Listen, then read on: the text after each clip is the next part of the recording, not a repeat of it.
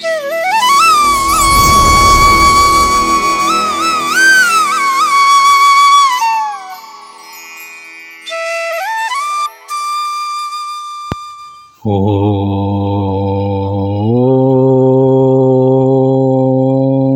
శ్రీ సచ్చిదానంద సమర్థ సద్గురు సాయినాథ్ మహారాజ్ కీ జై.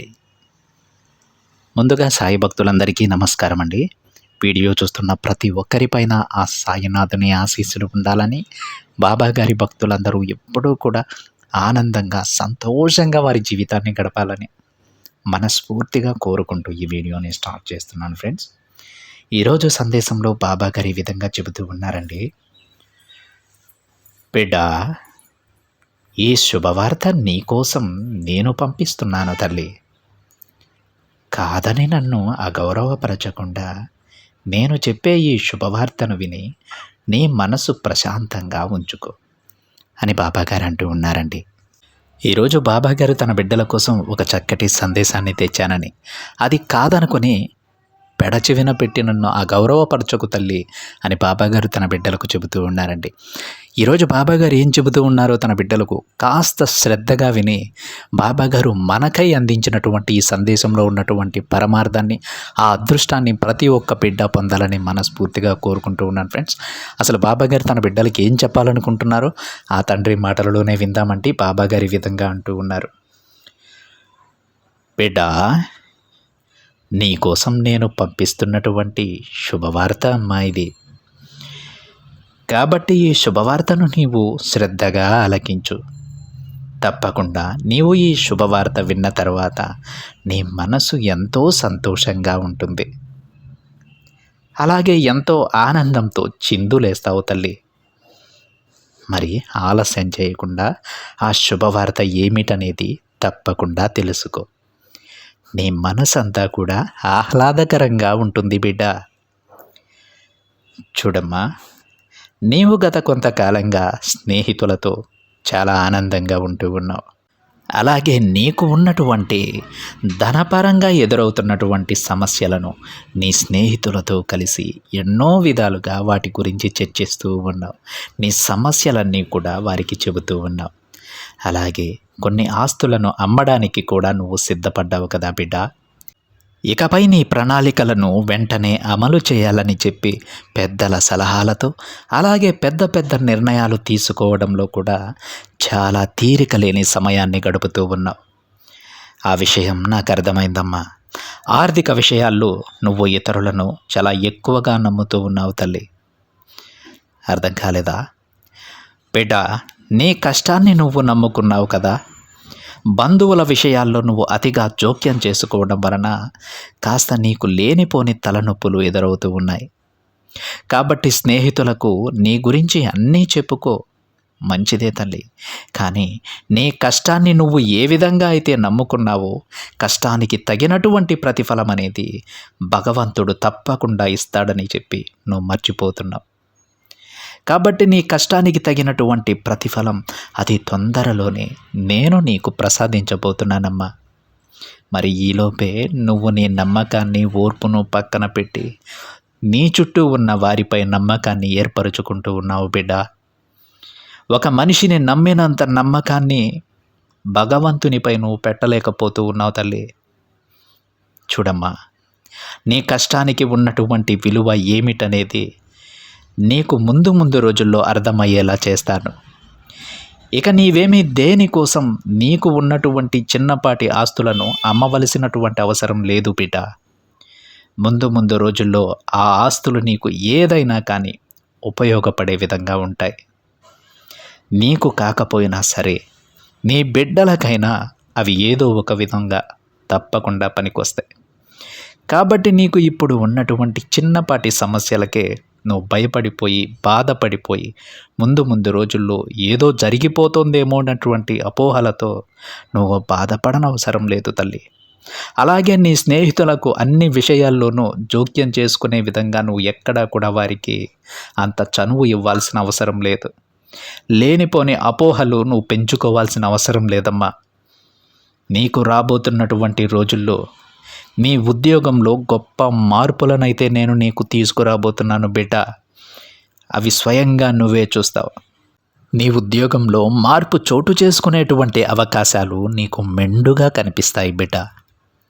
అలాగే నీకు ఖర్చులు పెరగకుండా నీకు ఉన్నటువంటి ధనంతోనే నీకు అన్ని విధాలుగా అవసరానికి సరిపడా ధనాన్ని ఏర్పాటు చేస్తానని ఈ సాయిని నేను నీకు మాట ఇస్తూ ఉన్నాను తల్లి. నీ భవిష్యత్తు గురించి నువ్వు చాలా ఆనందంగా ఎదురు చూస్తూ ఉన్నావు. అలాగే భవిష్యత్తులో ఎలా ఉండాలి, ఇలాగే సమస్యలు గనక కొనసాగితే నేనేం చేయాలి అనేటువంటి విషయంలో నువ్వు ఎక్కువగా నిరుత్సాహం చూపుతూ ఉన్నావు కదా. ఆ విషయం నాకు అర్థమైందమ్మా. చూడు బేడా, భవిష్యత్తులో నీకు ఇంకా కూడా మంచి ఆనందకరమైనటువంటి జీవితాన్ని, స్నేహపూర్వకమైనటువంటి ప్రశాంతమైనటువంటి మనసుతో ఉన్నటువంటి ఒక మంచి భావనతో కూడినటువంటి రోజులను నీకు తప్పకుండా నేను పరిచయం చేస్తాను. గుర్తుపెట్టుకో బేటా, అతి కొద్ది రోజులలోనే నేను చెప్పిన ఈ జీవితాన్ని నువ్వు జీవిస్తావమ్మా. అలాగే కొన్ని విషయాల్లో నువ్వు చాలా అంటే చాలా జాగ్రత్తగా ఉండాలి బిడ్డ.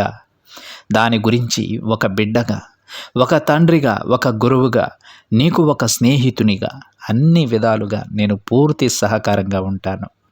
కానీ నువ్వు మాత్రం ఓపికతో పూర్తిగా ఎదురు చూస్తూ ఉండని మాత్రమే నేను చెప్పగలను తల్లి.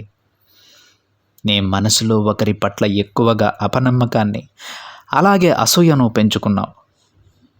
ఎవరు అంటే వాళ్ళెవరనేది ముందు ముందు రోజుల్లో నీకే బాగా అర్థమవుతుంది. ఈరోజు నువ్వు నా ముందు ఒప్పుకోకపోవచ్చు తల్లి, కానీ తరువాతి రోజుల్లో నీకే అర్థమవుతుంది. వారి పట్ల నువ్వు అంతే అసూయ భావం పెంచుకోవడం చాలా తప్పు. ఎందుకంటే ఎవరైతే నిన్ను మంచి వాళ్ళని చెప్పి నీ గురించి ప్రతిరోజు కూడా భగవంతుని దగ్గర మొరపెట్టుకుంటూ ఉన్నారో అటువంటి వారిని దూరం చేసుకుంటూ ఉన్నావని గుర్తుపెట్టుకో. నిన్ను ఎవరైతే మట్టు పెట్టాలని, నీ ఎదుగుదలను చూసి ఓర్వలేని పరిస్థితులలో ఉన్నారో వారిని మాత్రం నీ చుట్టూ చేర్చుకుని, వారిని నమ్మి వారితో ప్రతి విషయాన్ని కూడా చెప్పుకుంటూ నీకు నువ్వే అనవసరంగా వారికి లేనిపోని ఎక్కువగా నీకున్నటువంటి బాధ్యతలన్నీ కూడా వారికి అప్పగించేస్తూ ఉన్నావు. ఈ విషయాలను నేను చూస్తూ ఉన్నానమ్మా. నీ జీవితాన్ని నీ చేతులారా నువ్వే పాడు చేసుకుంటూ ఉన్నావు. అర్థమవుతుందా తల్లి? మంచివారిని దూరం చేసుకుంటూ ఉన్నావు. పాము స్వభావం కలిగినటువంటి వారిని నీ దగ్గరకు పెట్టుకుంటూ ఉన్నావు. వాళ్ళు ఏ రోజైనా సరే నిన్ను కాటేయక మానరు. జాగ్రత్త బిడ్డ. భవిష్యత్తులో నువ్వు ఎటువంటి ఆటంకాలకు గురి కాకుండా మంచిగా ప్రశాంతంగా నీ బ్రతుకును నువ్వు సంతోషంగా బ్రతుకుతావని నేను చెప్పే ఈ మాట శ్రద్ధగా విను. ఈ సాయి మాటే నీకు నచ్చితే తప్పకుండా నీ మనసును నువ్వు మార్చుకొని స్థిమితంగా నీ కష్టాన్ని నువ్వు నమ్ముకొని రాబోతున్నటువంటి భవిష్యత్తులో నీకు వచ్చేటువంటి మంచి మంచి రోజులను ఆస్వాదిస్తావని, ఆనందిస్తావని, నీ కుటుంబంతో గడుపుతూ ఎంతో సంతోషంగా ఉంటావని ఈ సాయి ఎప్పుడూ కూడా నీ నుండి కోరుకుంటూ ఉంటాడు. ఆటంకాలు ఎదురవుతున్నాయనో, కష్టాలు వస్తున్నాయనో, సమస్యలు ఎక్కువవుతూ ఉన్నాయనో, జీవితం మారడం లేదనో, ఇలా ఏ విధమైనటువంటి ఆలోచనలు నీ మనసులో ఉండాల్సిన అవసరం లేదు తల్లి. ఎందుకంటే అతి త్వరలోనే నీ జీవితం మారుస్తాను. ఈరోజు నేను చెప్పాను కదా బిడ్డ, నువ్వు వెనకడుగు వేయడానికి గల కారణం ఈరోజు ఈ సందేశంలో నీకు చెప్పాను. జాగ్రత్తగా గమనించు. అర్థం చేసుకుంటే నీకే అర్థమవుతుందమ్మా నువ్వు ఎందుకు వెనకబడిపోతూ ఉన్నావు. ఒక్కసారి శ్రద్ధగా నీ బాబా మాటలను ఆలకించు తల్లి అని బాబాగారు అంటూ ఉన్నారండి. ఈరోజు బాబాగారు తన బిడ్డలు ప్రస్తుతం పడుతున్నటువంటి కష్టాలు కానీ, సమస్యలు కానీ ఇవన్నీ వారు అనుభవించాల్సినవి కాదట. వారెప్పుడో ఒక ఉన్నత స్థానానికి వెళ్ళిపోయి ఉండాల్సిన వారట. మరి ఈరోజు ఇక్కడ కూర్చొని ఈ కష్టాలు అనుభవించడానికి, సమస్యలను ఎదుర్కోవడానికి గల కారణం బాబాగారు ఈ సందేశంలోనే ఉంది. జాగ్రత్తగా ఆలోచిస్తే నీకు అర్థమవుతుందమ్మా అని బాబాగారు అన్నారు.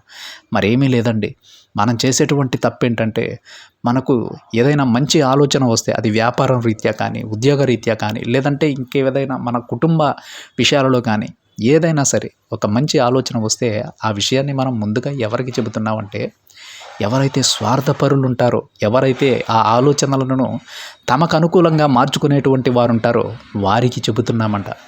అంతేకాకుండా ప్రతిరోజు మన శ్రేయస్సు కోరి మన కోసం ప్రతిరోజు భగవంతుని దగ్గర బాబా ఇద్దాం, నా స్నేహితుని బాగుండాలి, నా శ్రేయోభిలాషి బాగుండాలి, నా పక్కన తిరిగే ఇతను బాగుండాలి అని ఎవరైతే కోరుకుంటూ ఉన్నారో, మనపై ఎక్కువ అభిమానం ఎవరైతే చూపుతూ ఉన్నారో, మన మంచిని ఎవరైతే కోరుకుంటూ ఉన్నారో వారిని చూసి మనం అసూయపడుతూ ఉన్నామట. ఒక్కసారి అర్థం చేసుకో తల్లి, వాళ్ళెవరు నీకే అర్థమవుతుంది. నీకున్నటువంటి గర్వం కారణంగా ఈరోజు నువ్వు అది నా ముందు ఒప్పుకోకపోవచ్చు, కానీ నీ మనస్సాక్షికి తెలుసు. అలాంటి వారిని నువ్వు దూరం చేసుకుంటూ పాము స్వభావం కలిగినటువంటి వారిని నువ్వు దగ్గర పెట్టుకుంటూ ఉన్నావు. వాళ్ళు ఏదో ఒక రోజు నీకు కాటేసేటువంటి ఆ స్వభావాన్ని చూపిస్తారమ్మా. విషాన్ని నింపేస్తారు, నీ జీవితంలో విషంతో నింపేస్తారు తల్లి, జాగ్రత్త. ఎప్పుడైనా సరే మంచి వాళ్ళని నీ చుట్టూ ఉండనివ్వు, చెడ్డ వాళ్ళకి వీలైనంత దూరంగా ఉండు.